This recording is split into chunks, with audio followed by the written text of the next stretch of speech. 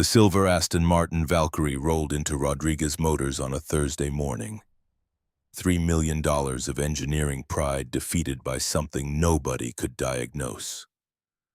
Victoria Lancaster stepped out of the tow truck wearing a suit that cost more than most mechanics earned in a month, her expression carved from ice and impatience. 3 senior mechanics stood around the hybrid V12 engine like mourners at a funeral. Factory technicians from England had already failed. Diagnostic computers offered contradictory answers. The car sat broken and expensive, a monument to complexity defeating expertise. Cole Bennett was washing grease from his hands when she walked in. 32 years old, first day on the job, coveralls still creased from the package. He'd once designed navigation systems that kept $80 million fighter jets from falling out of the sky. Now he fixed cars for $42,000 a year and tried not to think about everything he'd lost. Victoria's gaze swept the garage, cataloging worth in seconds. When her eyes landed on Cole, something flickered. Assessment, calculation, the look of someone always 3 moves ahead. "Fix this engine and I'll marry you, deal?" The words came out half mockery, half desperation. The mechanics laughed nervously. Cole just nodded once, saying nothing. Behind her arrogance was fear dressed up as confidence. She needed this car running, needed it badly enough to make jokes that weren't really jokes. She left in a black Mercedes that probably cost more than the building. The Valkyrie remained silent and broken, its owner's desperation hanging in the air like exhaust. Rodriguez clapped Cole's shoulder after the others had filtered back to work. "Don't even think about it. That system's beyond anyone here. We'll call the dealer tomorrow." Cole pulled up the service manual anyway.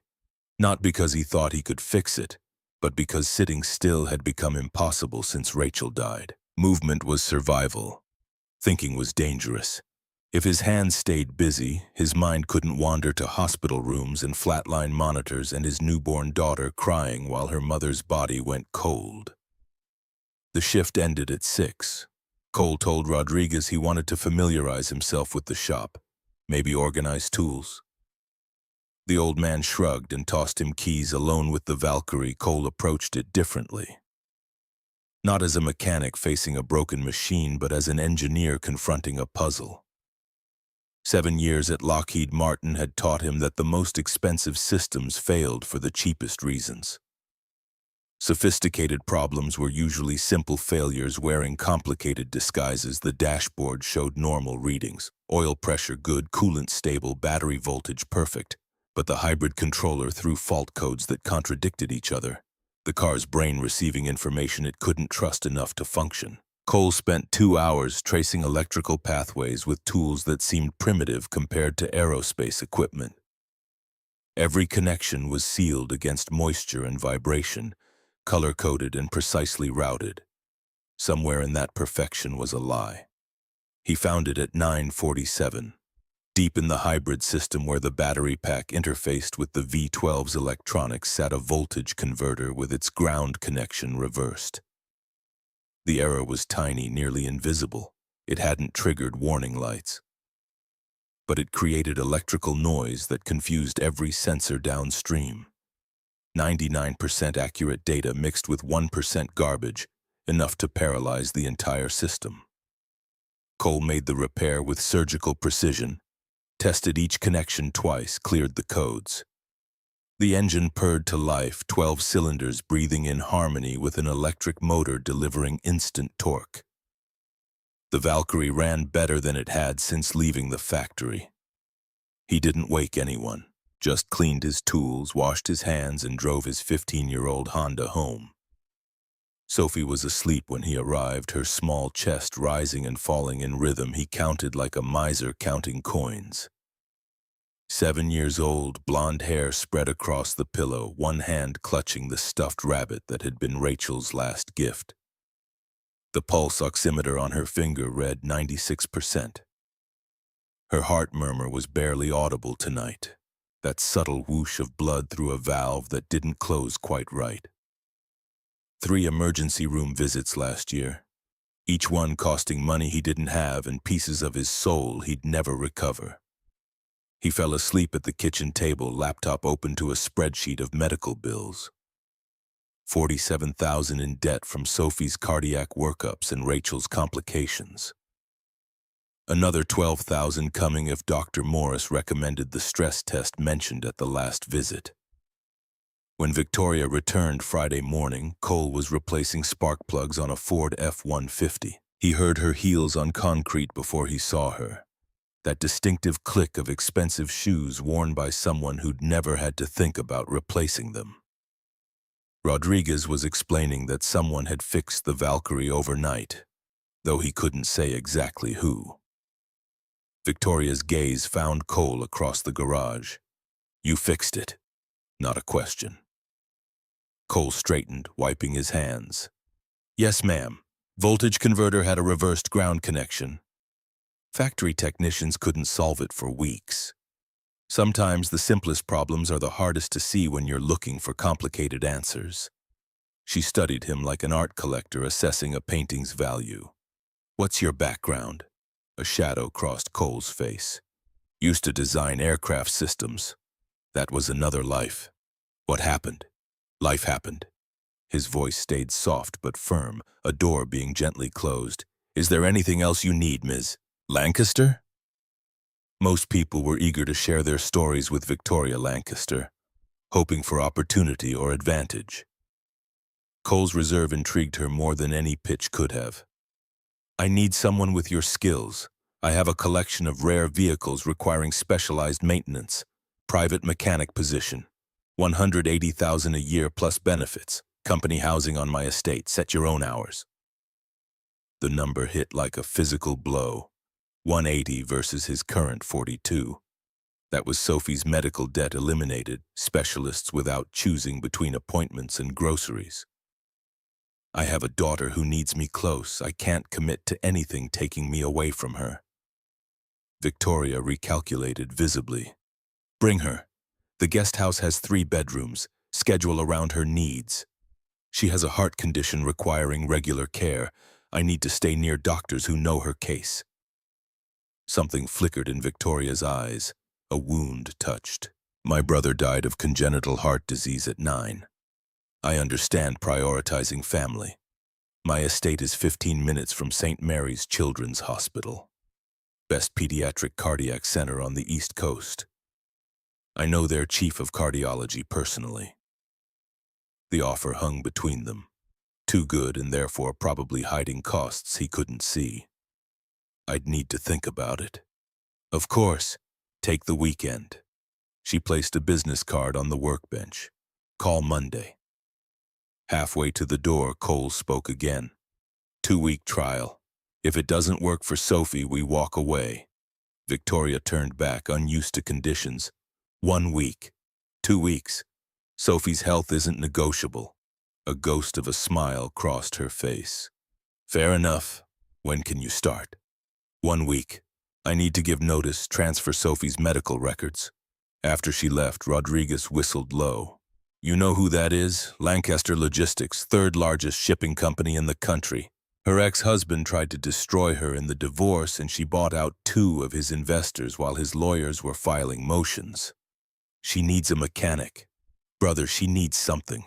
And it ain't just oil changes." The next week passed in logistics and careful conversations. 7-year-olds understood change but feared it, especially 7-year-olds who'd spent their lives between hospitals and apartments. Cole knelt beside Sophie's bed Tuesday night. "How would you feel about moving somewhere new? Somewhere with a big yard and your own room with a window seat?" Sophie's blue eyes, Rachel's eyes, down to the gold flecks, studied his face with unnerving perception. "Will there be doctors if my heart gets silly?" The phrase was hers, coined during her first ER visit at 4. "My heart's being silly again, Daddy. The best doctors in the state, better than Dr. Morris, and we'll have a real house, not an apartment. Will you be there?" The question beneath the question, "Will you leave me like Mommy did?" Cole pulled her close, felt her irregular but strong enough heartbeat against his chest. Every day, baby girl. I'll work while you're at school, home every night. Promise. Okay. Can I bring Mr. Whiskers? The threadbare rabbit missing one ear. Mr. Whiskers goes everywhere you go. The Lancaster estate sat 40 minutes outside the city, accessed via private road winding through forest thick enough to feel like entering another world. The main house was glass and stone and precise angles, modern architecture that looked like where people made decisions moving markets, cold and perfect and utterly without warmth. The garage was larger than airplane hangars Cole had worked in, climate-controlled and spotless. 12 vehicles worth more than most houses sat in organized rows. Vintage Jaguar E-Type in British racing green, Ferrari F40 that belonged in museums, Bugatti Veyron that could hit 60 before most cars finished first gear. The guest house felt almost human. 3 bedrooms, full kitchen, living room with comfortable furniture, bright and clean and empty in a way suggesting it had been waiting. Sophie ran room to room, excitement temporarily overcoming her heart's limitations. Daddy, my room has a window seat. Slow down, sweetheart. Remember Dr. Morris's warnings about getting too excited. She slowed obediently, but her eyes still sparkled. This is the best house ever. Victoria appeared in the doorway wearing dark jeans and white blouse, casual in a way that probably cost more than Cole's wardrobe. Seeing her without corporate armor was disorienting. Sophie turned shy before this elegant stranger. Thank you for our house. Victoria knelt to Sophie's level, movements careful. You're very welcome, Sophie. I hope you'll be happy here. I like the window seat. Window seats are magic places. I used to sit in one when I was your age, reading about faraway lands. Sophie's eyes widened. They are magic, like little houses inside houses. Exactly right. Victoria's smile was brief but genuine, transforming her face. You're very perceptive. The moment passed quickly. Victoria stood, resuming efficiency. Kitchen stocked with basics. Folder on the counter has property information, security codes, emergency contacts. Garage accessible with your keycard. Take today to settle. Tomorrow I'll show you the collection. Thank you, Ms. Lancaster. Victoria, if we're working together, Ms. Lancaster seems unnecessarily formal. Victoria, and I'm Cole. I know. Her look reminded him she made knowing her business. Dinner's at 7 in the main house if you'd like. Nothing formal. Before Cole could refuse, Sophie tugged his sleeve. Can we go? We should bring cookies. Cookies make everyone feel better. Victoria blinked, caught off guard. That's thoughtful. Mrs. Patterson brings cookies when someone's sad. You look sad in your eyes.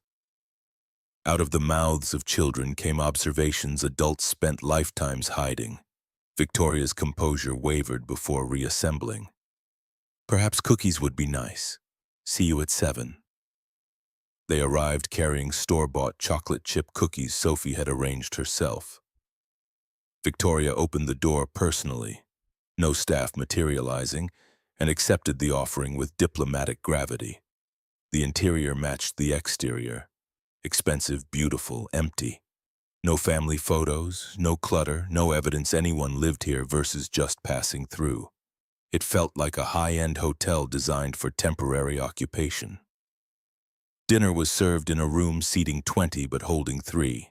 Roasted chicken, vegetables, warm bread, simple but perfect. Did you cook this? Sophie asked. Victoria shook her head. Meal service delivers. Cooking's never been my strength. I can heat and serve, but beyond that, Daddy cooks everything. He makes heart-shaped pancakes on Sundays.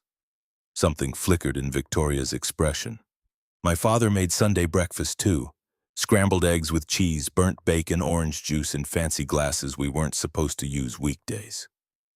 Used to. Cole caught the past tense. He died 5 years ago. Heart attack in his office, surrounded by shipping manifests. Victoria's fingers tightened on her glass. The company was his life's work. Now it's mine. I'm sorry for your loss. Thank you. Subject changed smoothly. Tell me about high-performance vehicles. Records show you've only worked general mechanic 3 years. Cole recognized the shift. I understand systems, aircraft or car, principles are similar. Power generation, control, structural integrity. Details change. Fundamentals stay constant. Most specialists are territorial about expertise. Territoriality's a luxury I can't afford. When you're providing for someone else, you apply what you know, however pays bills. Victoria studied him. Remarkably pragmatic. Life requires pragmatism. Idealism doesn't pay medical bills. Sophie interjected. Do you like school, Sophie? She nodded, swallowing before answering. I like reading and art. Math is hard. Math was hard for me too at your age. But it became my favorite subject. Numbers are predictable in ways people aren't. Daddy says numbers are tools like his wrenches. Your daddy's absolutely right. They help us understand how things work. Cole watched Victoria speak gently to his daughter, worlds apart from the Ice Queen CEO tabloids described. She became someone different with Sophie. Softer, more accessible, more human. After dinner, Victoria led them to her library. 2 stories of bookshelves made Sophie gasp. More books than school library? Books were my friends growing up. We moved frequently for father's business. Hard to keep human friends. Books traveled. I can't have many books. Sometimes we pack fast for hospital and books are heavy. The observation hung in the air, reminder of their fragile reality. Victoria's expression softened. Sophie, would you like to borrow books? Take as many as you like to the guest house. Sophie's face lit like sunrise. Really? Any of them? Any that interest you? Perhaps your father helps with higher shelves? As Sophie examined shelves with reverent fingers, Victoria led Cole through a side door into her office. This room was different. Lived in, worked in. Papers on desk, monitors displaying shipping routes and stock prices. One wall held engineering drawings of what appeared to be large-scale transportation systems. Cole's trained eye automatically analyzed. What am I looking at? A problem. Lancaster Logistics is developing emergency response for natural disasters. Deliver critical supplies where traditional infrastructure's compromised. We've hit technical roadblocks. Cole moved closer, engineer's mind engaging. Modified autonomous delivery, large scale. Yes, but guidance systems fail in adverse weather. High winds, heavy precipitation. Exactly the conditions we'd face. Cole's fingers traced diagrams, already identifying issues. Have you considered redundant navigation, not relying solely on GPS? Victoria watched closely. That's our team's direction, but we're struggling with implementation. Weight constraints are significant. You'd need lightweight but resilient. Maybe ground-based reference network communicating with vehicles using... Cole stopped abruptly, aware he'd overstepped. I apologize, got carried away. Don't apologize for competence. That's exactly what we need. Cole stepped back, guard rising. I was hired to maintain vehicles, Victoria, not consult on corporate projects. And if I want to expand employment scope, I'd need to understand why. I've learned caution about opportunities seeming too good. Victoria's expression tightened, then relaxed consciously. Fair enough. Truth is, I recognized your name from the beginning. Your Lockheed Martin navigation work was groundbreaking. When I saw you at Rodriguez, I was curious why someone with your qualifications worked as mechanic. Cole's jaw tightened. You knew all along. The offer was about potential, yours and mine. I need someone understanding complex systems, thinking beyond conventional solutions. Vehicles are real work, but yes, I hoped your expertise might extend to other projects. I left that world for a reason. My daughter needed a father present. Your daughter's exactly why I'm offering this. What if you could do both? Work challenging your mind, hours letting you be there for Sophie, compensation covering her medical needs without constant stress? The offer hung tempting in its practicality. Cole thought of bills on his table, treatments postponed, constant calculus choosing between Sophie's health and necessities. I'd need to think about it. This is more than I expected. Victoria nodded. unaccustomed to conditional agreements but respecting priorities. Take time you need. Mechanic position stands regardless. Consulting would be additional if interested. From the library came Sophie's delighted laughter. Both adults turned toward it. She found illustrated fairy tales, my favorites as child. Cole studied Victoria's face as she listened. The businesswoman's mask slipped, revealing vulnerability underneath. He wondered about the woman behind the CEO. What had shaped her into someone living alone in this beautiful, empty house filled with expensive things? But no voices. Days that followed developed unexpected rhythm. Cole spent mornings in the garage familiarizing himself with Victoria's collection. The Jaguar needed carburetor rebuilds. Ferrari's suspension showed wear.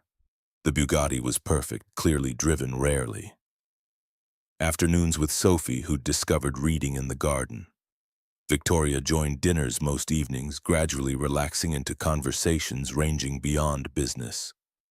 He learned Victoria had grown up moving between cities as her father expanded shipping, studied economics and engineering at MIT, top of class. Once dreamed of designing transportation for developing nations before family obligations. Pulled her into corporate world. Victoria learned Cole grew up in small Ohio town. Factory worker's son encouraged to understand how things worked. Scholarships took him to Georgia Tech where he met Rachel in physics class. He still kept notebooks of designs, though rarely had time. Sophie served as bridge, her innocent questions cutting through barriers that might have kept them apart. She treated Victoria with unguarded friendliness, unintimidated by wealth or status. Friday of the first week, Victoria came home early, finding Cole examining the Jaguar's undercarriage. How's the patient? Cole slid out, grease on his forehead. Beautiful machine. Whoever maintained it knew what they were doing. That was my father. This was his favorite. He taught me to drive in this car at 16, said if I could handle this, I'd respect every vehicle afterward. Quite the instructor. Most parents start kids in something forgiving. Victoria's laugh was unexpected and genuine. He believed in learning through challenge, said comfort was the enemy of growth. Cole noticed her casual dress, jeans and blouse instead of power suits. You're home early. I thought Sophie might enjoy the botanical gardens. They have a butterfly exhibit that's spectacular. The words came carefully, as if offering something fragile that might be rejected. That's thoughtful. Her energy's been good today. She'd love that. Relief flickered across Victoria's face. Excellent. I've arranged a picnic if that suits dietary restrictions. The botanical gardens were revelation. Sophie moved exhibit to exhibit with careful excitement, unable to contain wonder at butterflies landing on her fingers. Victoria matched her pace without complaint, answering questions with unexpected knowledge. Cole followed behind, watching the unlikely pair. His daughter in simple sundress, the billionaire CEO in designer casual worth more than his salary. They made an odd picture, but something right about it, each filling space in the other's life empty too long. During picnic on secluded lawn, Sophie fell asleep between them. Cole watched her breathing with practiced vigilance. She looks like you when she sleeps. That little furrow between eyebrows, that's all you. Everyone says she looks like her mother. Same eyes, same features. Perhaps physically. But that expression, that's your gift to her. Cole smoothed Sophie's hair. Rachel would have loved this place. She said hospitals needed more butterflies, fewer beeping machines. She sounds wise. How long were you together? 12 years, high school sweethearts who actually made it work, at least for a while. That's rare. Yes, even with how it ended, I still count myself lucky for those years. Victoria was quiet. I was married once. 3 years. I heard the guys filled me in on Lancaster Logistics' famous CEO. Victoria's laugh held no humor. Yes, betrayed wife becomes cold-hearted business tyrant, sells papers. Is that how you see yourself? She plucked grass, examining it with false interest. I see myself as someone who learned expensive lessons about trust. I paid for that education. Might as well apply what I learned. Which is, business is reliable. Emotions are not. People disappoint you. Companies at least have predictable motivations. People can surprise you too, sometimes in good ways. Rarely in my experience. Then you've been meeting the wrong people. On the drive back, Sophie dozed in the back seat. I've been thinking about your offer. The consulting on emergency response. Victoria kept eyes on road, but he saw the slight upturn of her lips. And? I'd like to try. Trial basis, clear boundaries about hours and expectations. If it interferes with Sophie, I walk away. Fair enough. I'll have contracts drawn tomorrow. There's something else. Why does this project matter so much? It's not just business. Victoria was silent long enough Cole thought she might not answer. My brother Marcus died at 9. Congenital heart disease similar to Sophie's. The treatments existed, but we couldn't get them to him in time. Supply chain limitations, they called it. Like my brother's life was just another logistics problem. Her fingers tightened on the wheel. I decided if logistics was the obstacle, I would master logistics. No other family should face that helplessness. Understanding dawned sharp and sudden. You're not building emergency response. You're building redemption. Perhaps, though redemption implies culpability. Logically, I know Marcus's death wasn't my fault.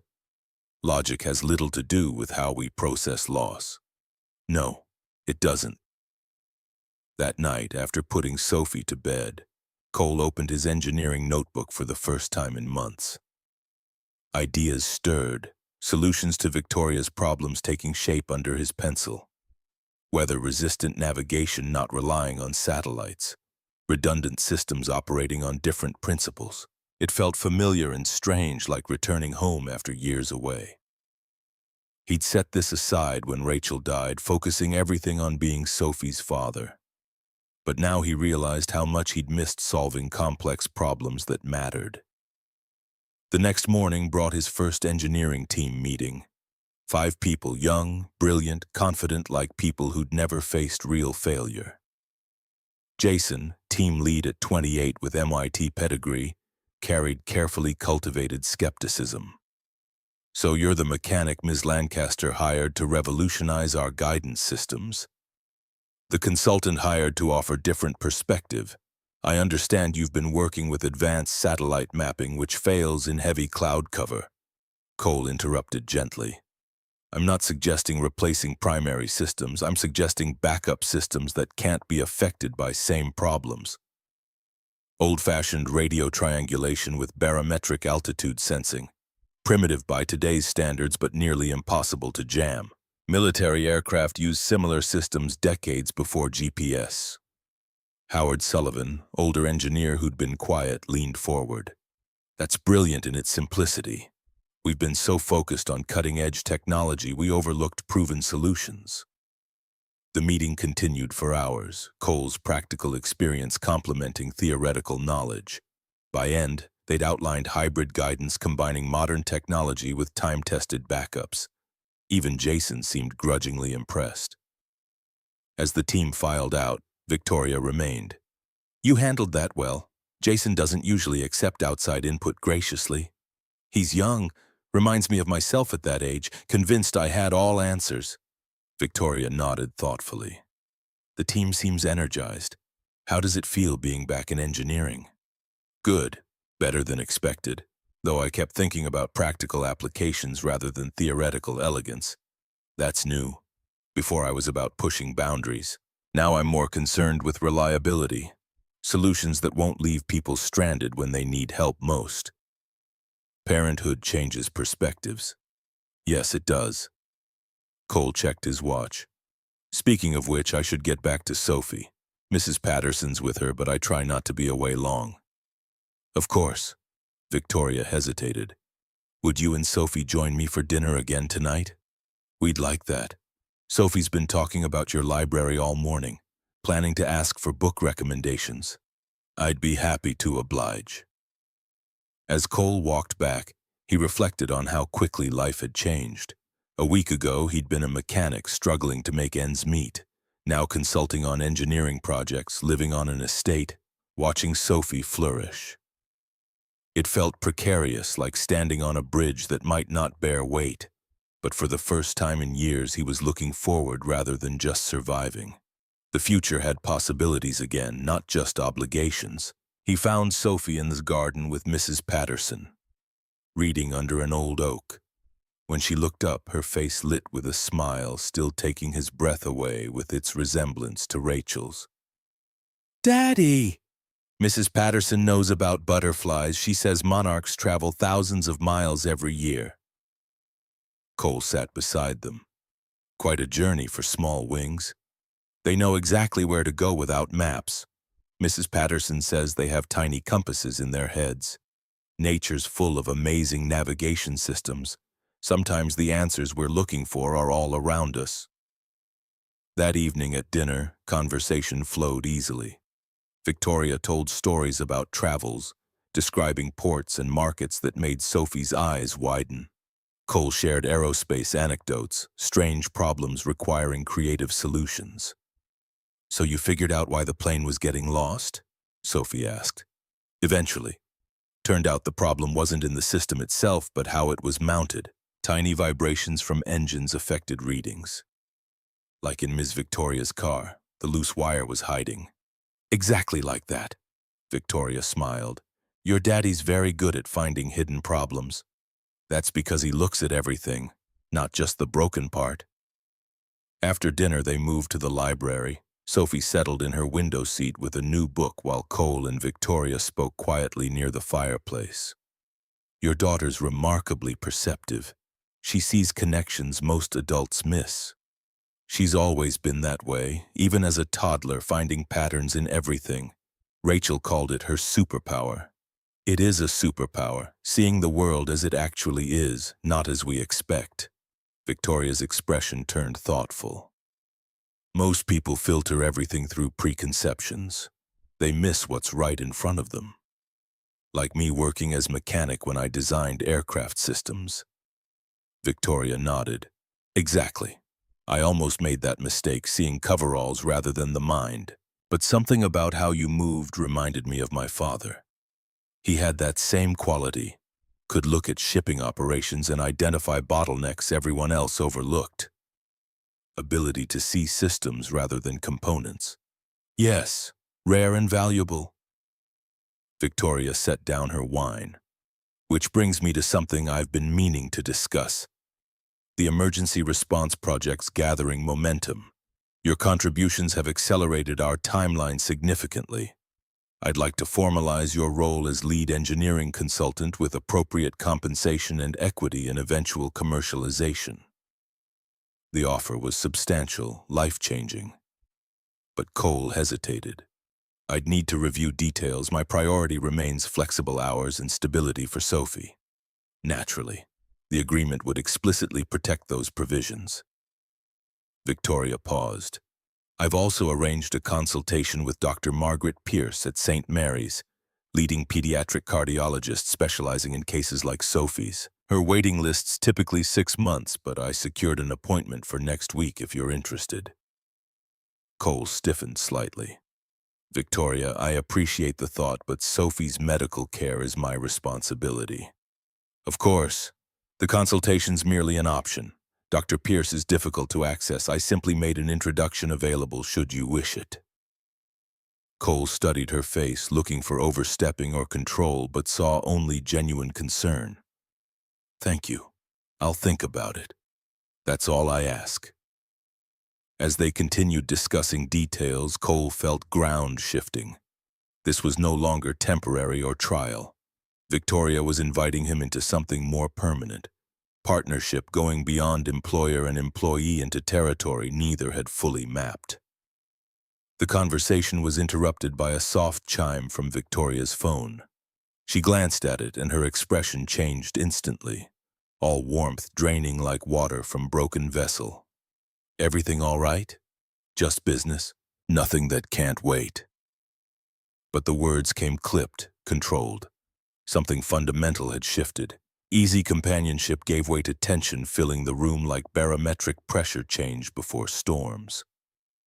Victoria's shoulders squared as if preparing for battle. Cole recognized the signs. He'd seen them in himself during Rachel's illness when bad news arrived and he had to maintain composure for Sophie. Something in that message had disturbed Victoria deeply. "It's getting late. Sophie and I should probably head back." Victoria seemed about to protest, then nodded. "Of course. Thank you for joining me." As Cole gathered Sophie and her books, he noticed Victoria already typing rapidly, brow furrowed. Whatever the message contained required immediate attention. Walking back under stars, Cole carried sleepy Sophie in his arms. Her head rested against his shoulder, breathing deep and even. In moments like this, complications seemed distant compared to the simple miracle of his daughter's heartbeat against his chest. Yet looking back at the main house, seeing Victoria's silhouette in the library window with phone pressed to ear, he felt unexpected concern. Despite wealth and power, she stood alone, facing whatever challenge had emerged. Cole had learned through Rachel's illness that even the strongest people needed support sometimes. He wondered if Victoria had allowed herself to need anyone since her divorce, or if she'd convinced herself independence and isolation were the same thing. As he tucked Sophie into bed, Cole found himself hoping whatever storm was brewing wouldn't wash away fragile connections beginning to form.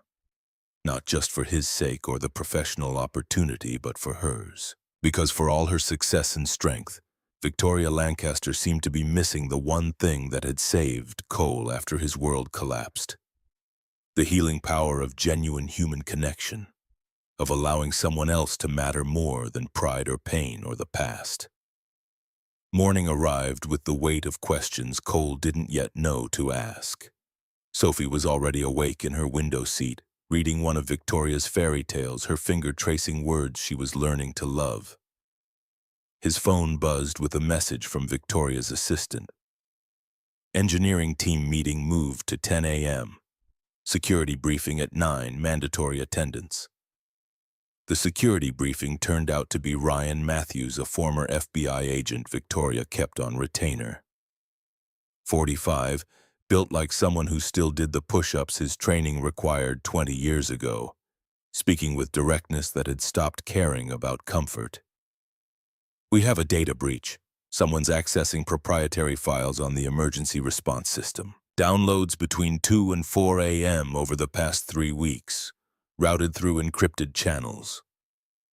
Victoria sat at the conference table head, composure absolute but eyes carrying exhaustion of someone who'd fought battles all night. "Show them."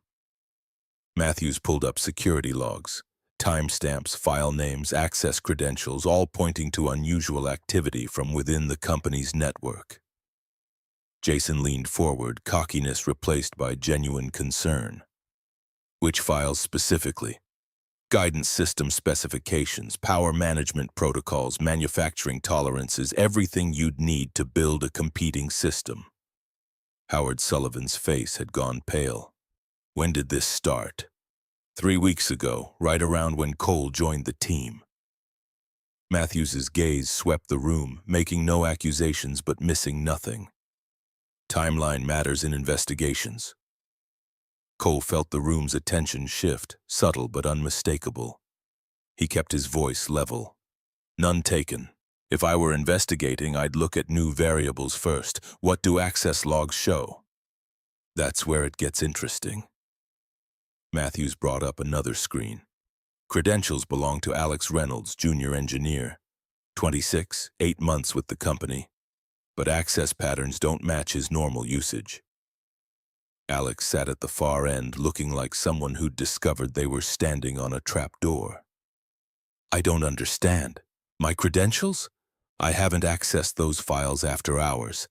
I'm working on structural analysis, not guidance systems." "Could your password have been compromised?" Victoria's question carried no judgment, just need for information. "Maybe. I don't share it, but if someone watched me type or accessed my computer..." Alex's panic was rising. Howard spoke up, voice carrying 15 years' authority. Alex is brilliant, but he's not a spy. I've worked with him on half a dozen projects. The kid's more likely to forget locking his workstation than deliberately steal data, which is exactly how credentials get compromised. Matthews wasn't arguing, stating fact. We're not accusing anyone, but we need to lock this down before more leaks. Victoria's fingers drummed once on the table, the only agitation she allowed. What's your recommendation? Change all access credentials immediately. Enable two-factor authentication on sensitive files. Monitor network traffic 72 hours. See if our thief tries again. Matthews glanced at Alex. You need to review every place you've logged in the past month. Coffee shops, home networks, anywhere your password might have been visible or intercepted. The meeting dissolved into technical discussions, but Cole's mind worked a different problem. 3 weeks ago was when he joined. Victoria had also mentioned Daniel Rothschild filed his competing bid 3 weeks before that. Someone had been feeding information for at least 6 weeks, possibly longer. After the meeting, Cole found Victoria in her office staring at monitors displaying shipping routes representing millions in daily revenue. She didn't look up when he entered. You think it's more than Alex's credentials being compromised? Not a question. Victoria turned, mask slipping enough to show calculation underneath. Daniel's proposal included solutions to problems we only identified 5 weeks ago. Either he has a crystal ball or someone's helping him see our cards. Could be multiple leaks, one feeding him old information, another more recent. Cole moved to screens showing emergency response specs. But why file the competing bid early if he knew you were close to breakthrough?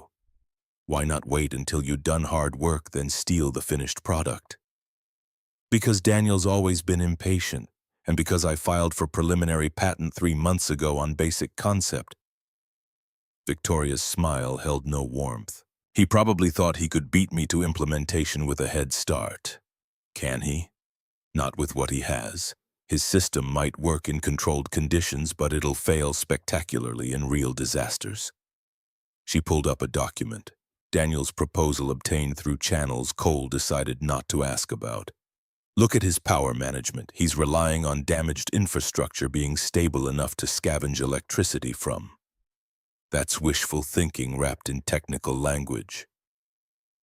Cole studied specifications, trained eye picking apart flaws. This would endanger first responders.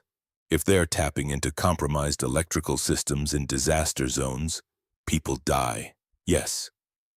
Victoria's voice had gone cold. But Daniel's proposal looks good on paper to people who don't understand technical details. FEMA's procurement committee isn't staffed by engineers. What's your play? Originally, accelerate development, beat him to demonstration, prove superior technology.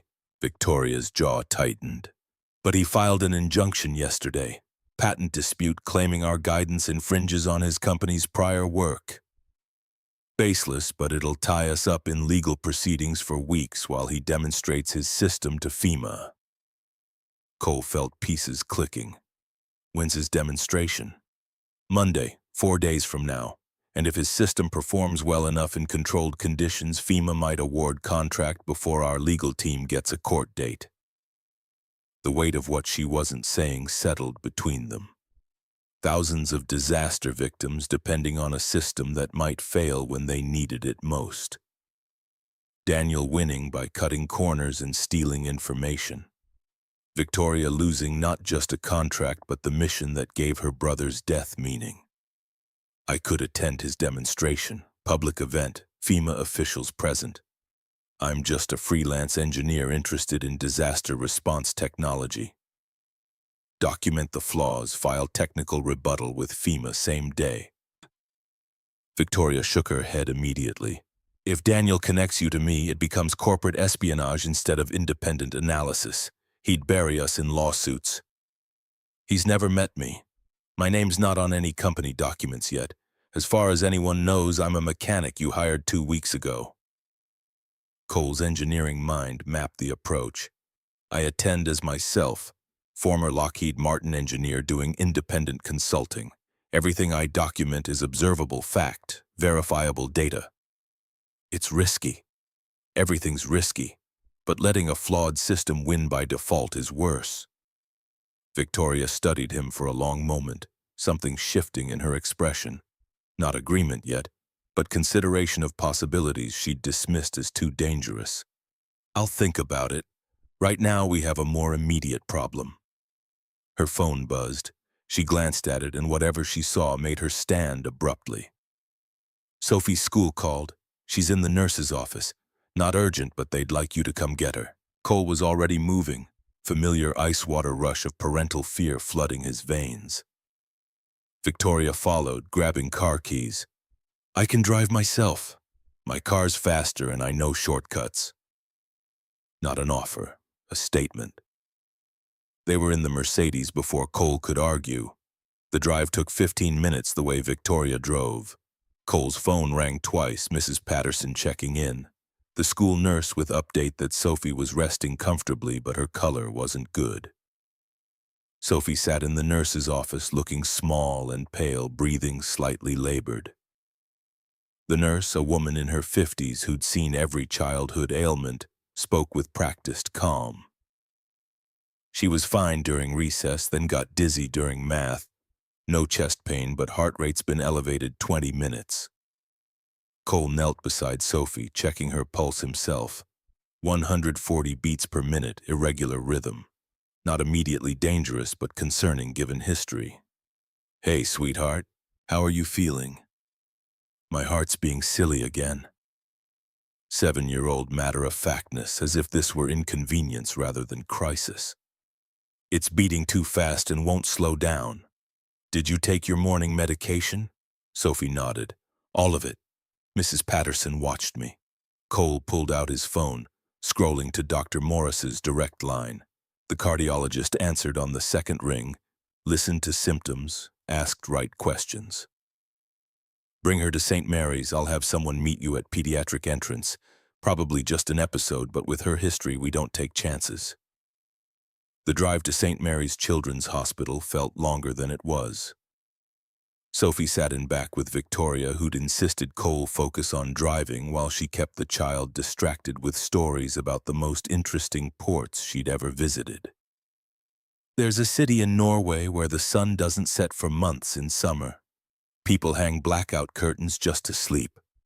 Sophie's eyes widened despite discomfort. That sounds magical. It is, and exhausting, but mostly magical. St. Mary's Pediatric Cardiology Wing had institutional cheerfulness of a place designed to make terrible things seem less terrible. Bright colors, cartoon characters on walls, nurses who spoke to children like actual people. Dr. Morris met them in the examination room, already reviewing Sophie's chart on a tablet. Let's see what this silly heart is up to. She attached monitor leads with efficiency of someone who'd done this thousands of times. Sophie, I'm going to do an EKG, which means the machine will listen very carefully to your heartbeat and show me what it sounds like. Results came back within minutes. Dr. Morris's expression stayed professionally neutral, but Cole had learned to read micro-expressions indicating concern. Her heart's in sustained supraventricular tachycardia, basically a short circuit making it beat too fast. We need to try some interventions. What followed was carefully choreographed medical response. Vagal maneuvers first, having Sophie blow against resistance, pressing on carotid artery, ice water on face. When those failed, adenosine through IV, UGC, medication that temporarily stopped the heart to let it reset. Cole held Sophie's hand through all of it, maintaining calm mask parents learned while their insides turned to ice. The adenosine worked, shocking Sophie's heart back into normal rhythm. 180 beats per minute dropping to 90 in 3 heartbeats. Sophie's color improved almost immediately, gray pallor replaced by healthier pink. Better? Dr. Morris checked monitor readings. Much better. The fast feeling stopped.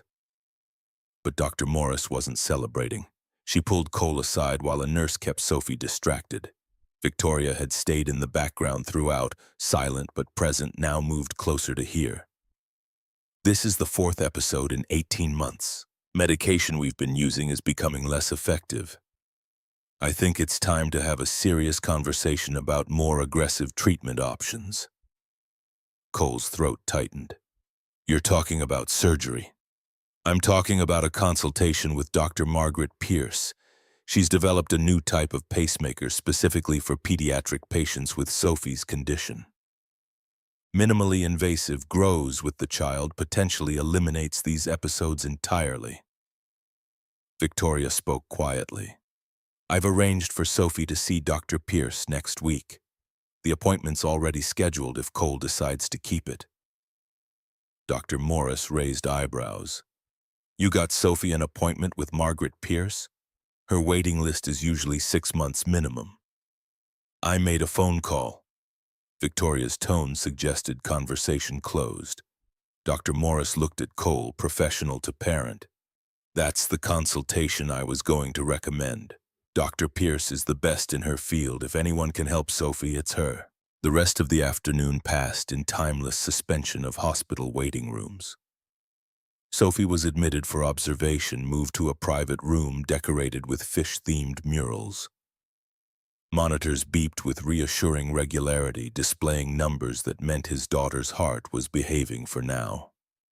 Victoria stayed without being asked, making no move to return despite crisis brewing with data breach and Daniel's impending demonstration. She sat in the uncomfortable visitor chair and worked from laptop, occasionally glancing up to check on Sophie or catch Cole's eye with silent reassurance. Around 6 p.m., Cole's phone buzzed with text from Jason. We found something. Call when you can. Cole stepped into the hallway, Victoria following. Jason answered on first ring, voice carrying barely suppressed excitement.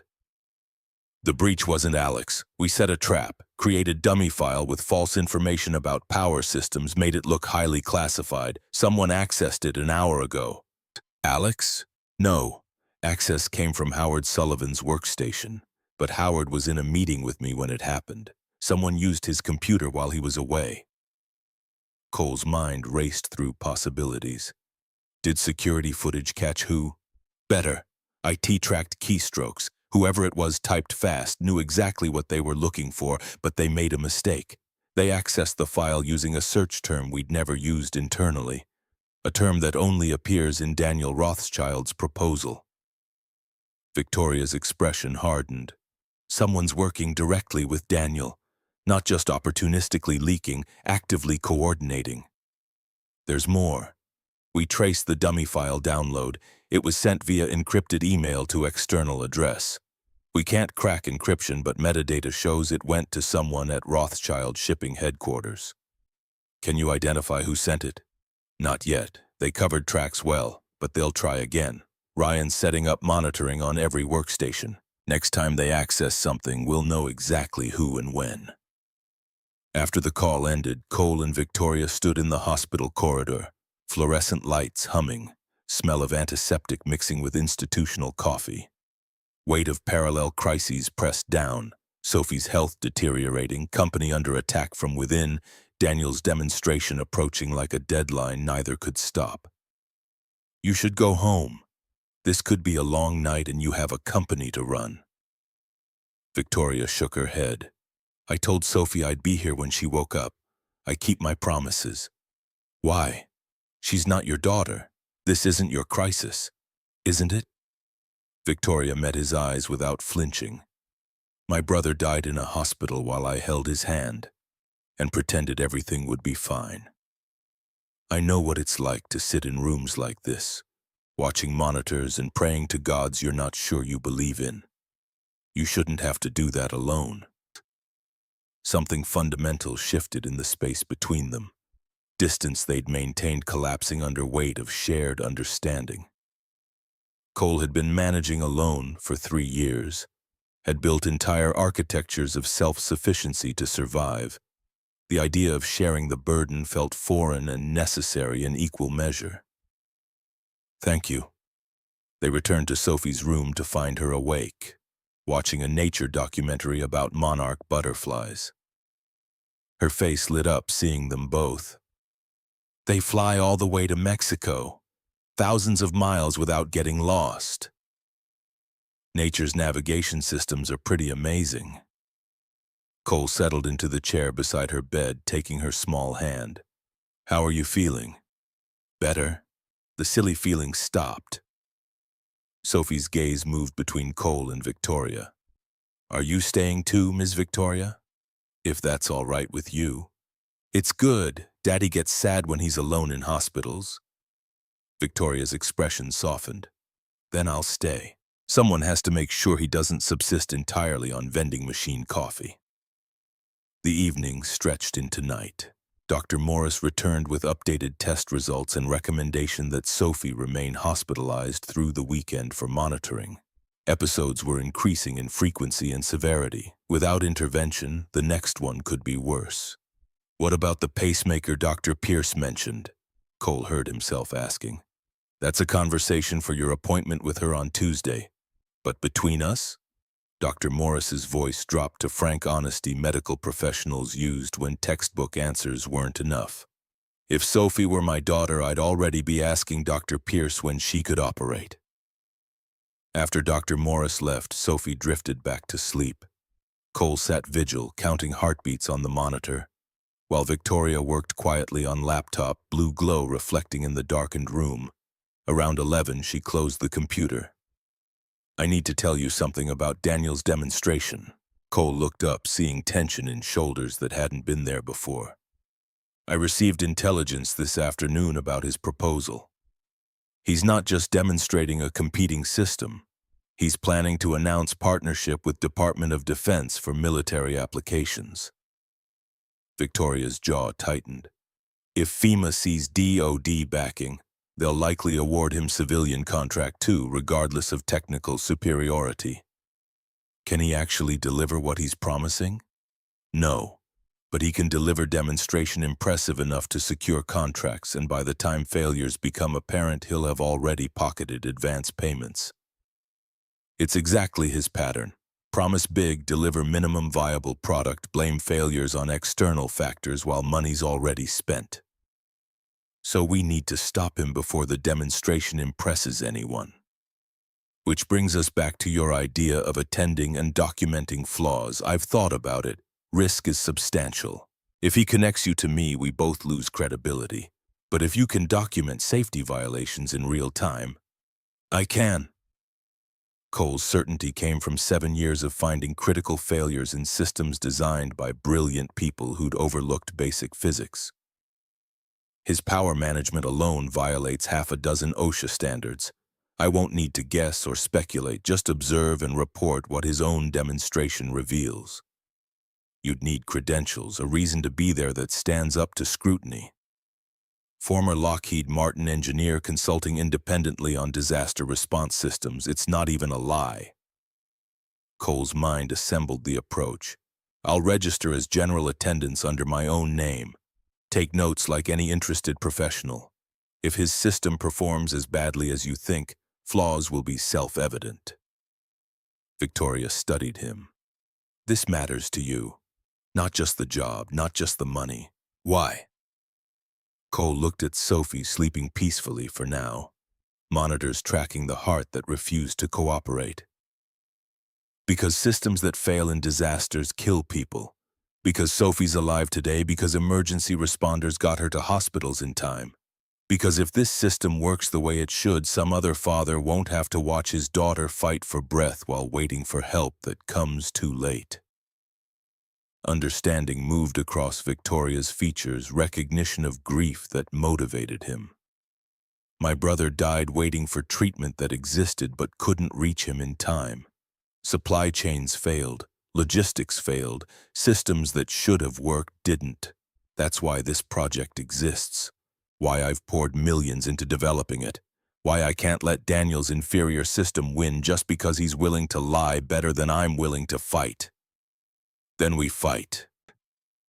They sat in silence after that, two people shaped by loss finding unexpected alliance in fluorescent glow of a hospital room. Sophie stirred around midnight. Daddy? Right here, sweetheart. Did you save the important machines yet?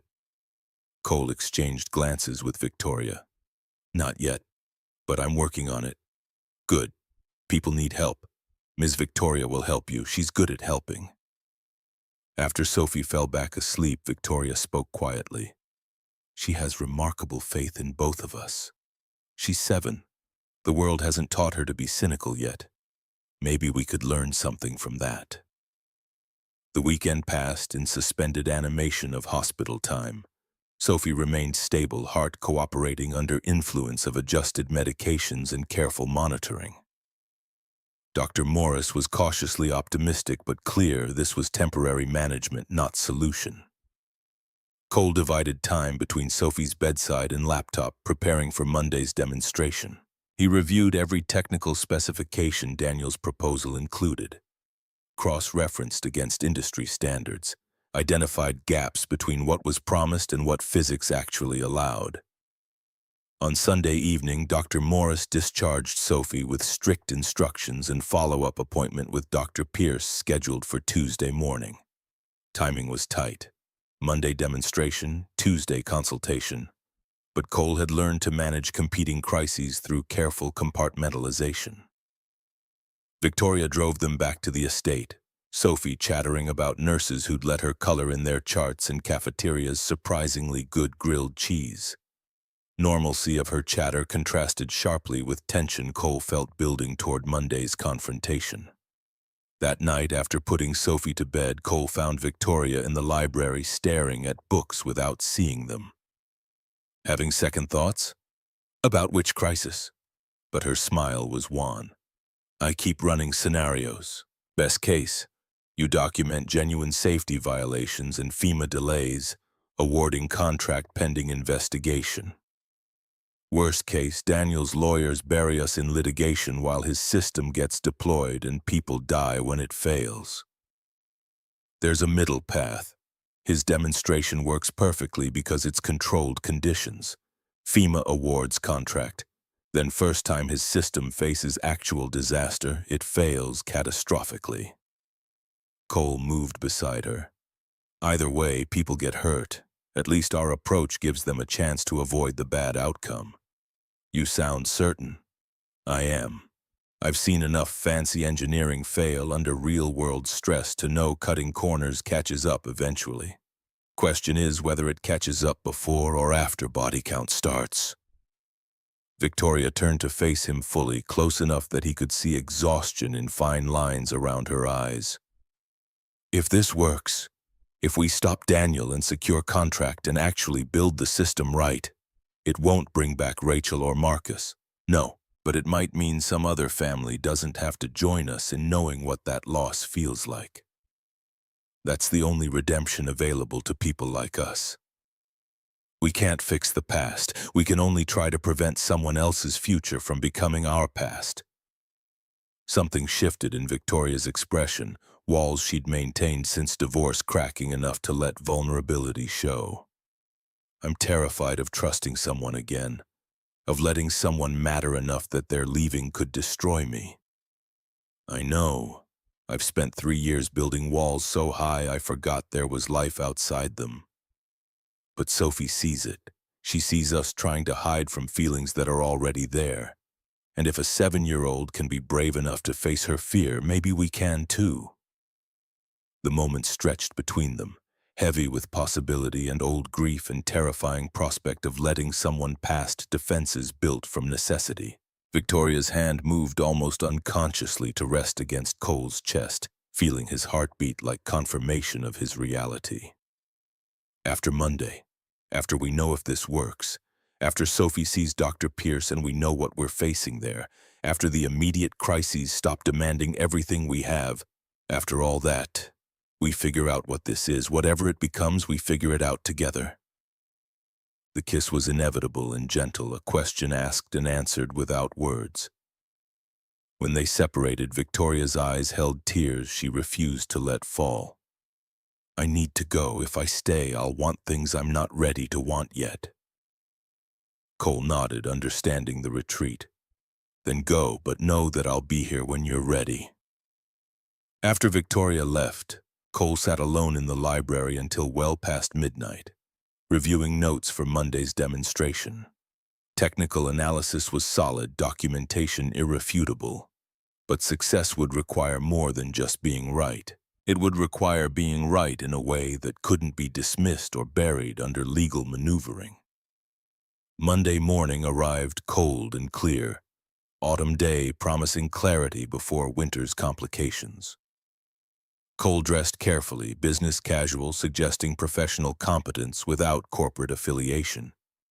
He reviewed notes one final time. Sophie was staying with Mrs. Patterson under strict instructions about medication schedules and warning signs. Cole had explained he had important work meeting, nothing dangerous, home by dinner. Sophie had hugged him extra tight, her intuition sensing something significant. The demonstration was at Rothschild Shipping's main facility, sprawling industrial complex, speaking of old money and older power. FEMA officials arrived in government sedans, Department of Defense observers in unmarked vehicles. Media covering the event as potential good news. Cole registered at entrance as independent attendance, showed Lockheed Martin credentials from when those still meant something, accepted visitor badge granting access to demonstration floor. The space had been transformed into controlled disaster simulation. Artificial debris, simulated damaged infrastructure, all theater of catastrophe without actual danger. Daniel Rothschild commanded the room effortlessly. 48 years old, aging into distinguished that opened doors, his presentation was polished, technical language deployed with enough confidence to sound authoritative to people who didn't know better. Cole took a seat in back, laptop open, fingers ready to document everything. The demonstration began with fanfare and choreographed spectacle. Rothschild's autonomous delivery system navigated obstacle course, deployed payload, returned to staging. Cameras captured every moment. To untrained eyes, it looked flawless. But Cole's trained eyes saw a different story. Power scavenging tapped into electrical sources specifically prepared. Stable, regulated. Nothing like chaotic failures characterizing actual disaster zones. Navigation relied heavily on clear line-of-sight GPS, uninterrupted by atmospheric disturbances accompanying hurricanes. Most damning, manual override Daniel touted as backup required functional communications infrastructure. In demonstration, Wi-Fi routers strategically placed. In actual disasters, communications infrastructure was always among first things to fail. Cole documented everything with photographs and time-stamped notes. Test environment, temperature, and weather. Electrical supply specifications, communication systems supporting demonstration. Every detail revealing gap between what was shown and what would actually work. Halfway through, Daniel noticed him. Their eyes met across the room and something flickered in Daniel's expression. Not recognition exactly, but awareness of being observed by someone who understood. Daniel approached during a break, smile professionally warm but eyes calculating. "I don't believe we've met, Daniel Rothschild." Cole shook his hand, matching pressure without competing. "Cole Bennett, independent engineering consultant, impressive demonstration. Your background? Aerospace systems, Lockheed Martin, 7 years, now freelancing." All true, deliberately incomplete. "And you're interested in disaster response applications?" "Personal interest. Lost someone who might have survived if emergency supplies had reached them faster. Systems like yours could save lives if they work as advertised." Something shifted in Daniel's expression, smile becoming more genuine. Here was someone who understood tragedy as motivation. "That's exactly our mission. Too many people die waiting for help that exists but can't reach them in time." The irony of hearing Victoria's words from Daniel's mouth was almost physical. Cole maintained polite interest. "The power management system, you're tapping into local infrastructure? Scavenging available electrical sources extends operational time significantly beyond battery capacity alone." "Clever approach. How do you manage safety protocols around damaged electrical systems? Voltage regulation, ground fault protection? Daniel's smile stayed perfect, but eyes sharpened. Our engineers have addressed all relevant safety concerns. Everything meets or exceeds OSHA standards. Good to hear. I'd love to see technical specifications if available. They're proprietary pending patent approval, but broad strokes are in our FEMA proposal. Daniel's tone had gone cooler. If you'll excuse me, I need to prepare for the next phase. Cole watched him walk away, confident he'd revealed nothing while learning everything needed. Daniel was used to people accepting his authority, uncomfortable with genuine technical scrutiny. Specifications were proprietary because they wouldn't survive independent analysis. The demonstration continued through afternoon, each phase revealing new flaws to anyone trained to see them. By 4 p.m., Cole had 47 pages of documented observations, 32 photographs, and technical analysis that would dismantle Daniel's proposal brick by brick. He left before closing remarks, wanting to avoid further conversation. The drive back took an hour through rush traffic, time he used to organize findings into coherent report. Victoria was waiting in the library, laptop open, expression tense. Well, his system will fail catastrophically the first time it faces real disaster conditions. I documented everything. Cole transferred files to her computer. Power management violates basic electrical safety. Navigation 90% dependent on GPS and clear atmospheric conditions. Manual override assumes communications infrastructure that won't exist. It's engineering theater, not functional design. Victoria scrolled through documentation, expression shifting from tension to vindication to cold fury. This is everything we need. Legal can file this with FEMA tonight, along with formal complaint about safety violations. There's more. Cole pulled up photographs showing test environment.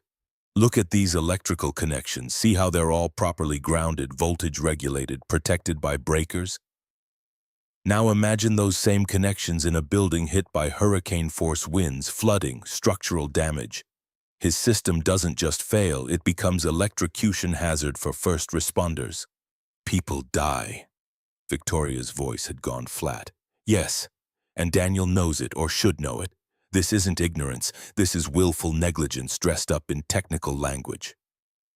Victoria's hands trembled slightly as she composed email to legal team attaching Cole's full report. I want him destroyed for this, not just defeated, destroyed.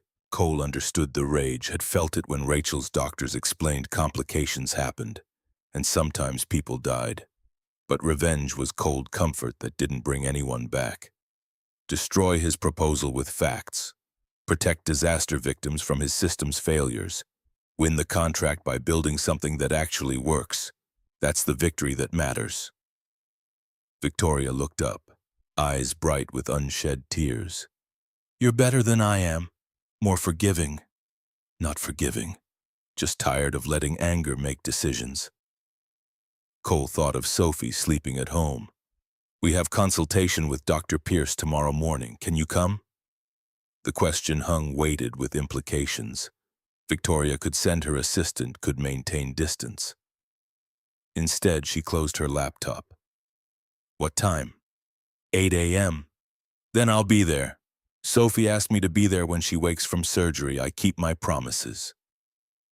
Tuesday morning arrived with the weight of decisions that couldn't be postponed.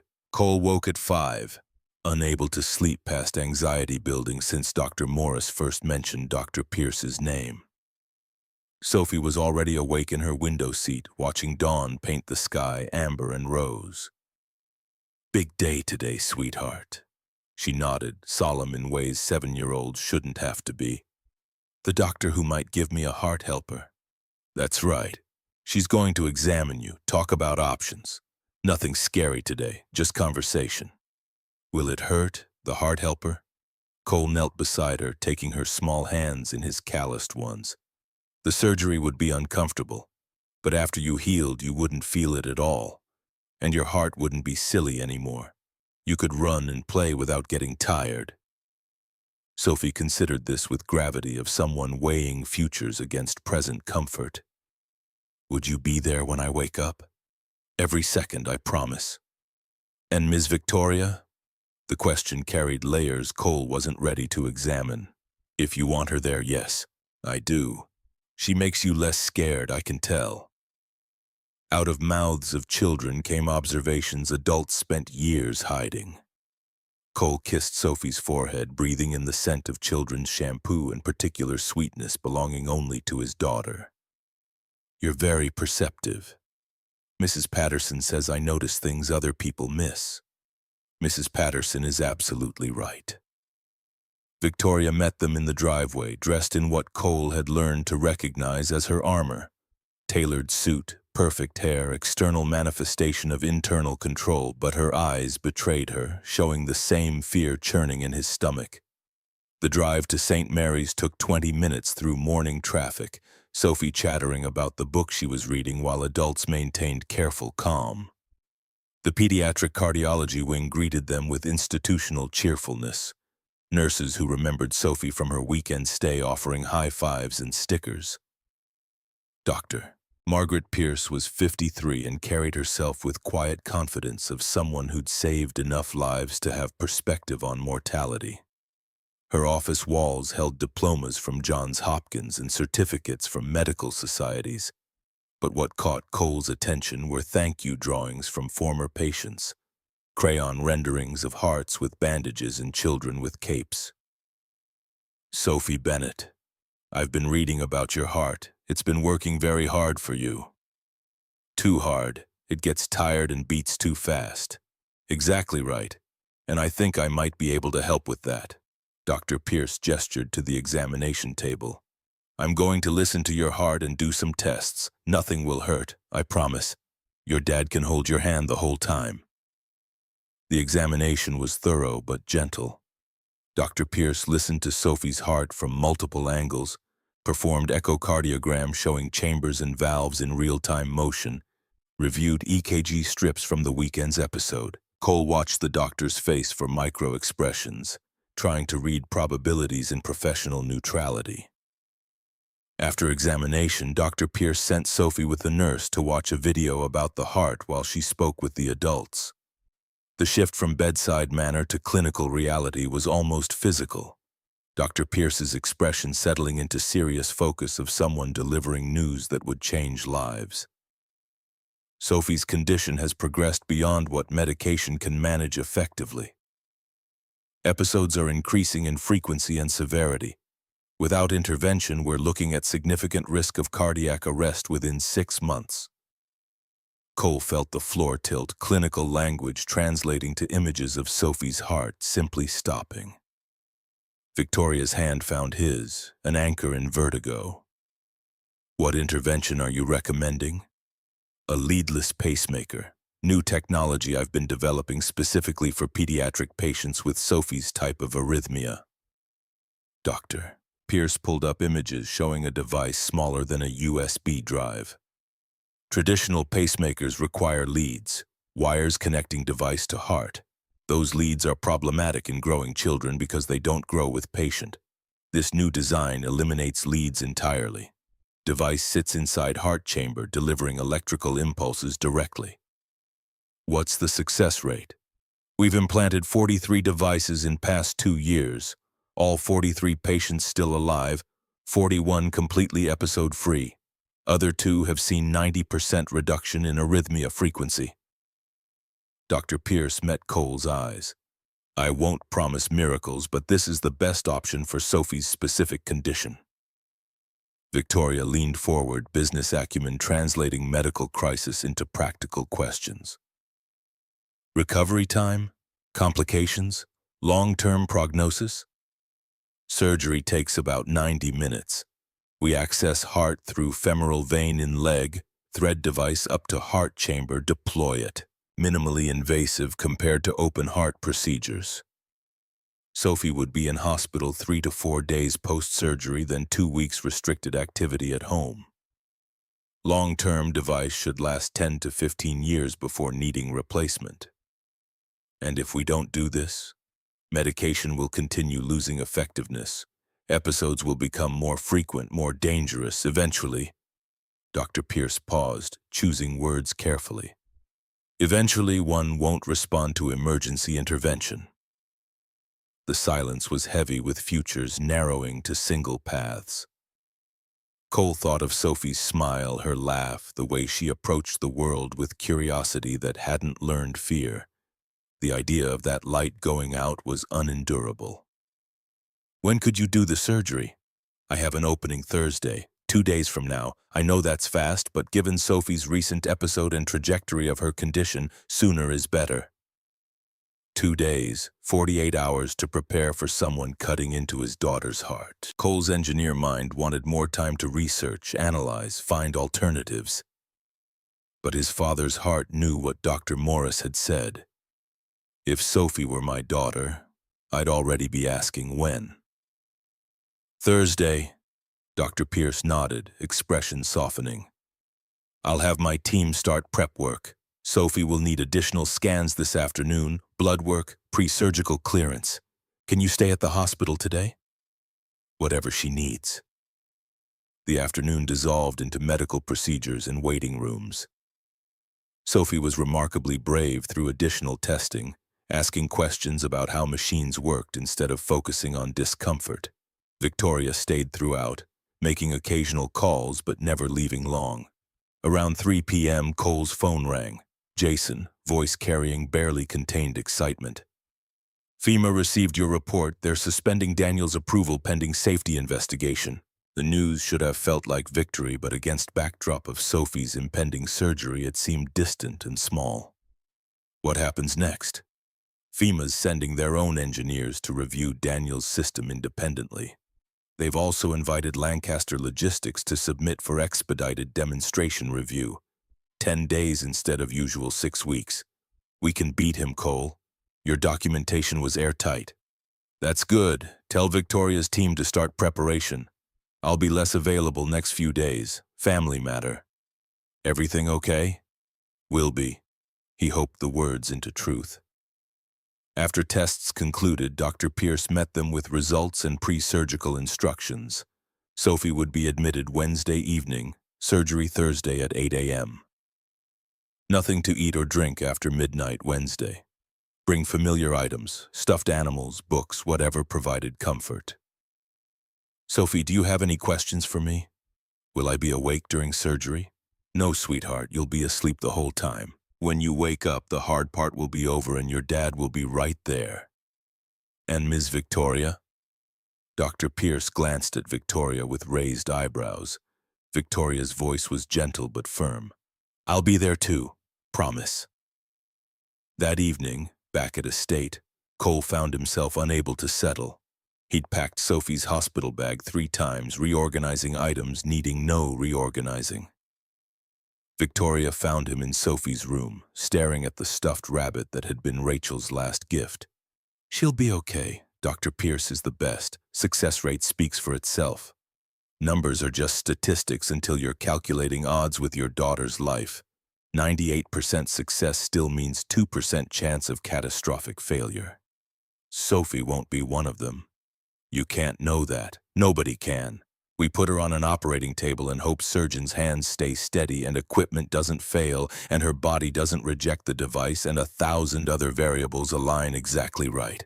Victoria moved closer, close enough that he could feel her presence like heat from fire. You're right, I can't know, but I know Dr. Pierce has done this 43 times without losing a patient.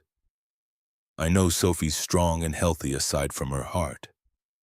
I know you'll be there watching every monitor, willing her through with sheer force of love.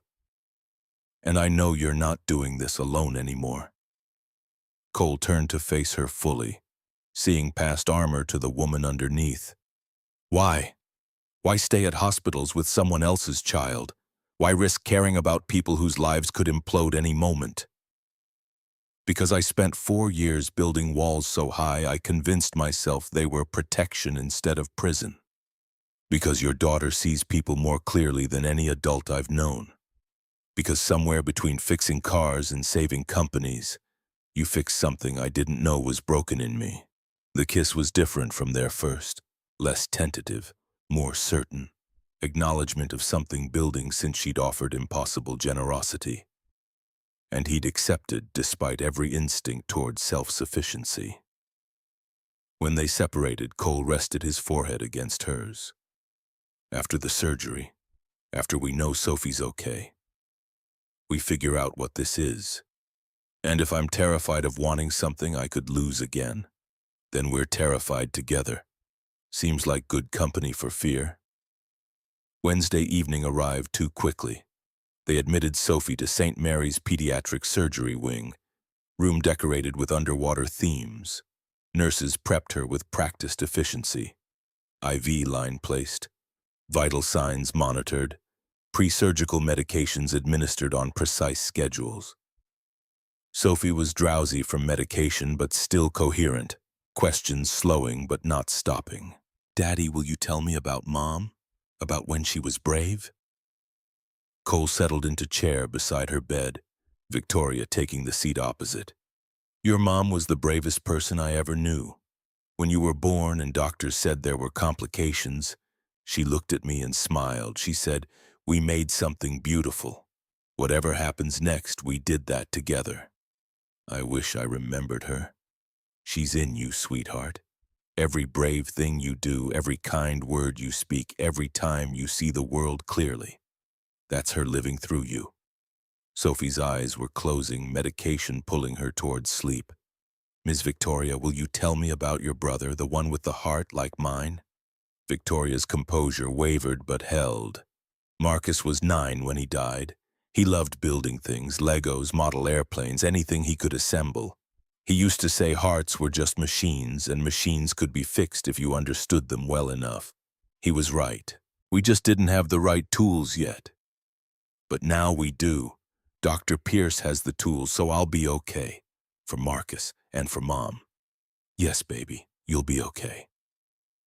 The night passed in timeless suspension.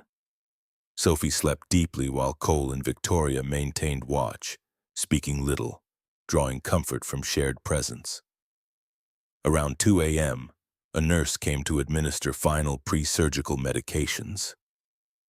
Cole must have dozed because he woke to Victoria shaking his shoulder gently, dawn light filtering through blinds. Dr. Pierce stood in the doorway, already in surgical scrubs, radiating calm competence. "How's our patient?" "Sleeping peacefully." "Good, that's what we want." Dr. Pierce approached Sophie's bedside, checking monitors. "Everything looks excellent. We'll take her back in about 30 minutes. Surgery typically runs 90 minutes to 2 hours. I'll send updates through nurse every 30 minutes so you know we're progressing normally. And if something goes wrong, then I'll come out personally and tell you immediately. But I don't expect complications. Sophie's young, healthy, and her heart anatomy is textbook perfect for this procedure." At 7:45, the surgical team arrived.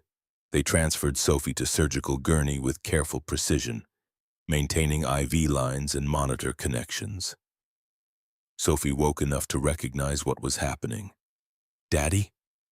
"Right here, baby. They're taking you to the operating room now. When you wake up, the heart helper will be in place and your heart won't be silly anymore.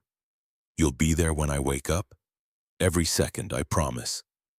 Sophie's hand gripped Cole's with surprising strength for someone heavily medicated. "I'm scared." "I know, sweetheart, that's okay. Being brave doesn't mean not being scared. It means doing the hard thing even when you're afraid. You're the bravest person I know. Braver than the astronauts you designed systems for? Braver than all of them combined." Sophie's grip shifted to Victoria's hand. "You promise you'll be here when I wake up?" "I promise. Both of us will be here. You won't wake up alone." The surgical team wheeled Sophie through doors marked "Authorized Personnel Only," and just like that, she was gone. Cole stood frozen, hands still extended where Sophie's had been. Victoria's arms came around him from behind, holding him upright. "She's going to be fine. She's strong and Dr. Pierce is the best and this is going to work. I can't lose her. I can't survive losing her too. You won't have to. We won't have to. She's going to come through this and run without getting tired and grow up to be remarkable. The waiting room was designed for this particular torture.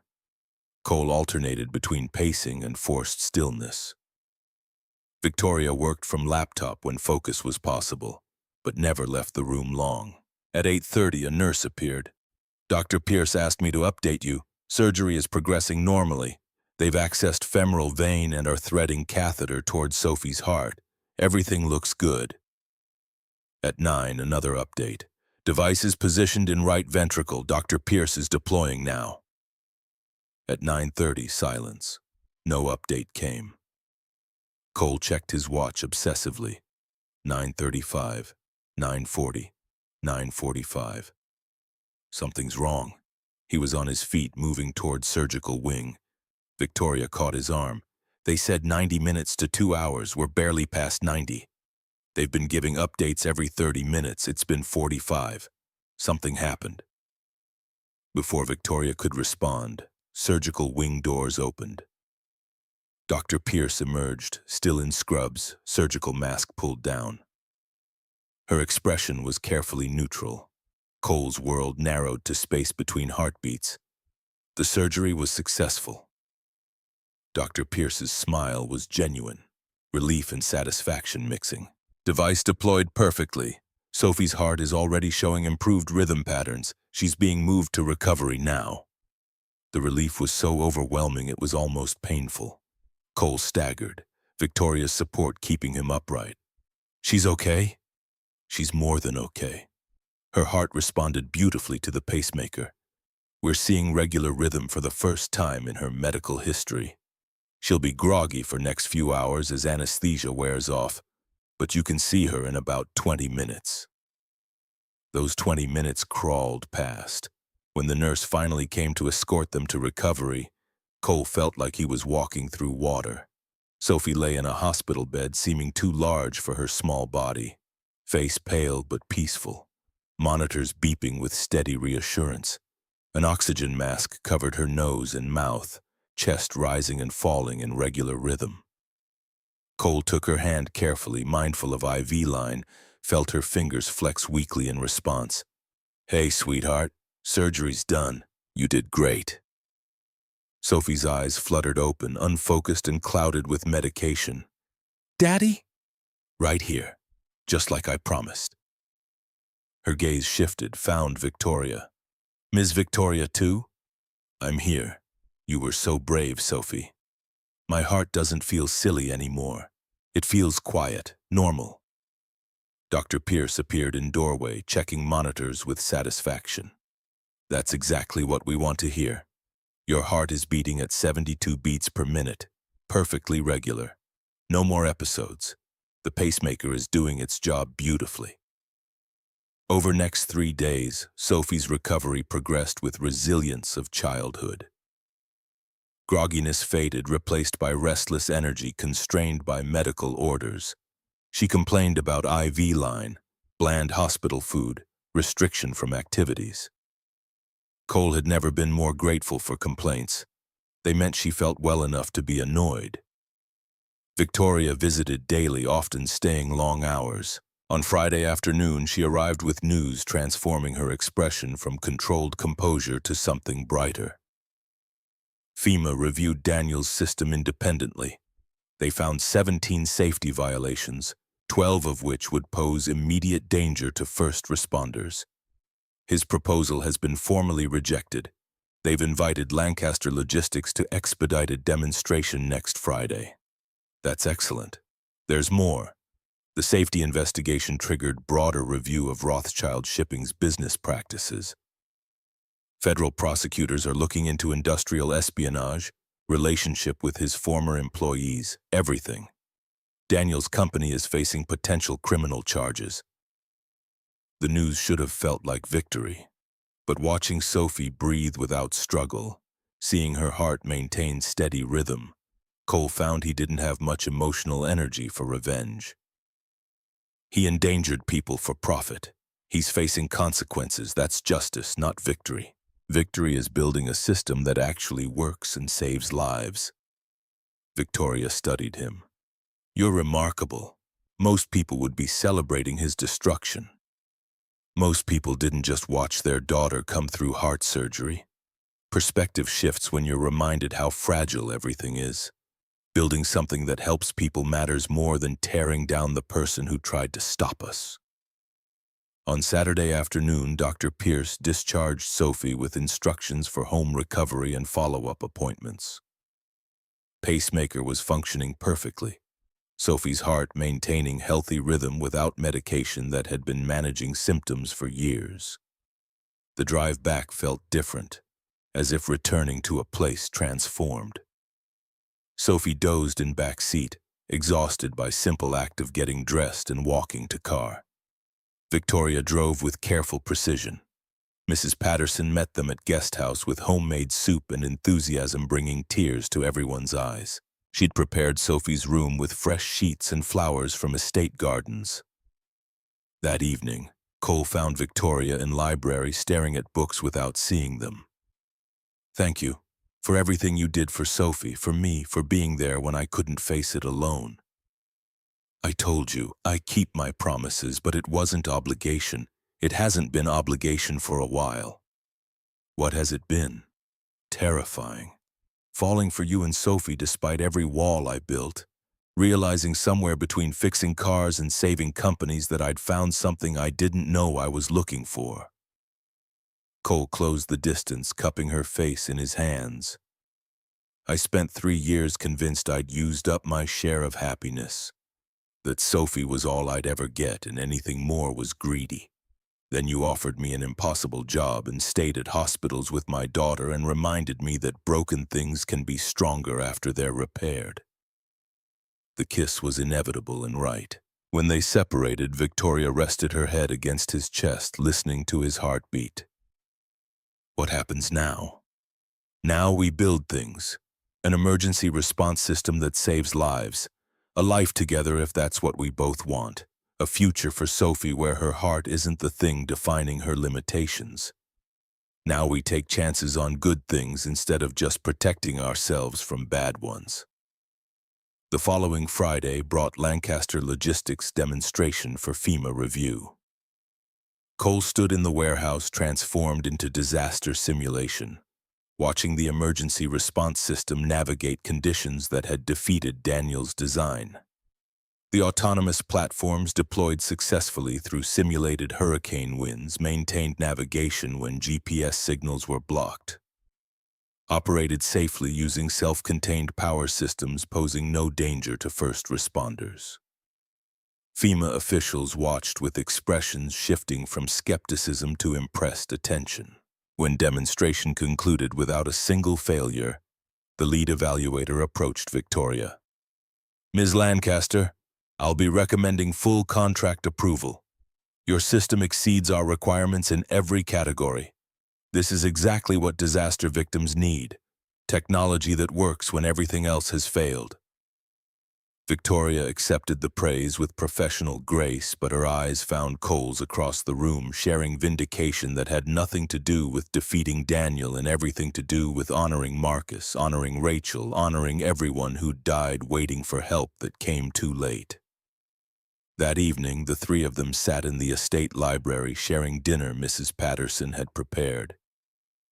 Sophie was energetic in ways she'd never been before, pacemaker giving her reserves of strength always limited by her struggling heart. "Can I run now? Dr. Pierce said maybe in 2 more weeks." "2 weeks. Then you can run and play and do all the things your heart wouldn't let you do before." Sophie's attention shifted to Victoria with directness only children could manage. "Are you going to marry my dad? Because you should. You love each other and you're happy together." Victoria nearly choked on her water. "Sophie, that's a very personal question. But it's true, isn't it? You hold hands when you think I'm not looking. If you love each other, you should get married." Victoria recovered composure, meeting Cole's eyes with something between panic and possibility. "Your daughter makes compelling arguments. She's very persuasive, but maybe we should have conversations about future when we're not being observed by a 7-year-old. "I'm 7.5. Sophie's correction was delivered with dignity. "And I think you should marry Miss Victoria because she makes you happy and she stayed at the hospital and she has the best library ever.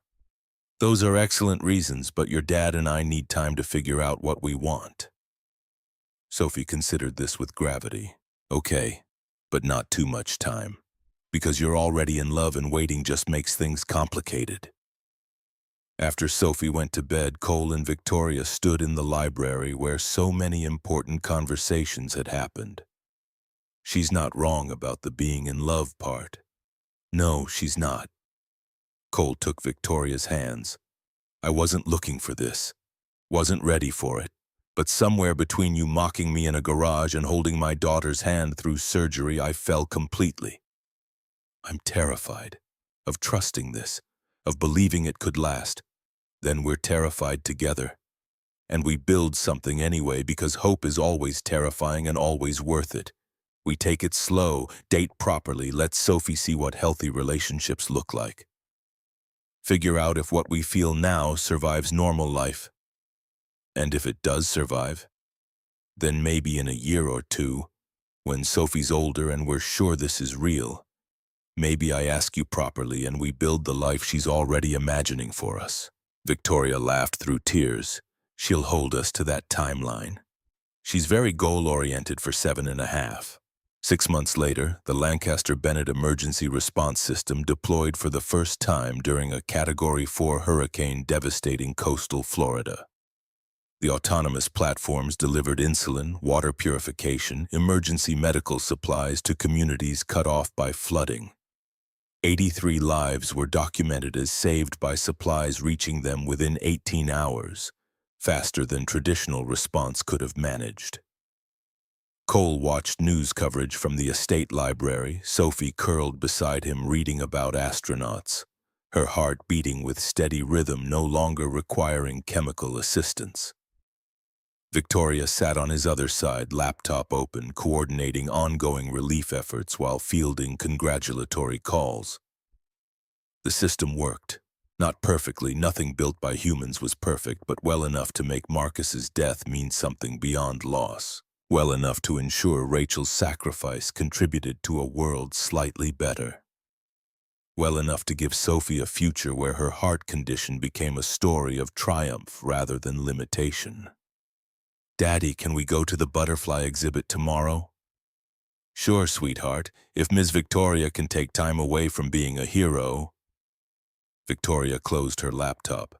"I've told you repeatedly, call me Tori, and yes, I can take tomorrow afternoon for butterflies. You are kind of stern, but in a good way. High praise indeed." That evening, after Sophie was asleep, Cole found Victoria on the library balcony overlooking estate grounds. Connecticut autumn had painted the landscape amber and crimson. "I've been thinking about what Sophie said about us getting married, not now, but eventually." Victoria turned to face him. "Define ready." "When Sophie's old enough to be part of wedding planning. When the emergency response system is established enough to run without constant oversight. When we've survived enough normal life to know this works outside crisis mode. When I can ask you properly and you can say yes without being afraid it's temporary. And if I'm still afraid, then you're afraid and we do it anyway. Because the alternative is living half a life to avoid risk." Cole pulled a small box from his pocket, opened it to reveal a simple ring. No diamond, just a band of twisted metals. "This was my grandmother's. She wore it 62 years, married to a man who fixed cars and came home smelling like grease. It's not fancy, but it lasted." Victoria stared at the ring, then at Cole. Is this?" "Not yet. Not officially. But I wanted you to know it exists. That when you're ready, when we're both ready, this is waiting." Victoria took the box with trembling fingers. "It's perfect. And I'm terrified. And I think in a year or so, when Sophie's settled and the company's stable and we've had time to be boring together, I'd very much like you to ask me properly so I can say yes. Then that's what we'll do. Build toward normal. Build toward permanent." They stood together in the autumn evening. Two people who'd found each other through broken cars and breaking hearts, who'd chosen hope over safety and discovered sometimes the most terrifying choices led to the most extraordinary outcomes. Behind them, through library windows, Sophie's room glowed with the nightlight painting stars across her ceiling. Her breathing was steady, heart maintaining rhythm with help of technology and love of people who refused to accept that some things couldn't be fixed. The emergency response system would save thousands over coming years. The company would grow under Victoria's leadership and Cole's engineering genius. Sophie would grow into a remarkable young woman whose childhood heart condition became just one chapter in a much larger story. But in that moment, the future was simpler. Just three people who'd found each other when they needed it most, building something that looked remarkably like family from raw materials of hope and stubbornness and the refusal to let broken things stay broken when repair was possible. Tomorrow would bring new challenges. Tonight they had butterflies to plan for, systems to maintain, and a 7.5-year-old who would absolutely say, "I told you so," when her father finally proposed to the woman who'd stayed at hospitals and built futures and proved that sometimes the best things in life came from taking chances on people who seemed impossibly out of reach. Until suddenly they weren't.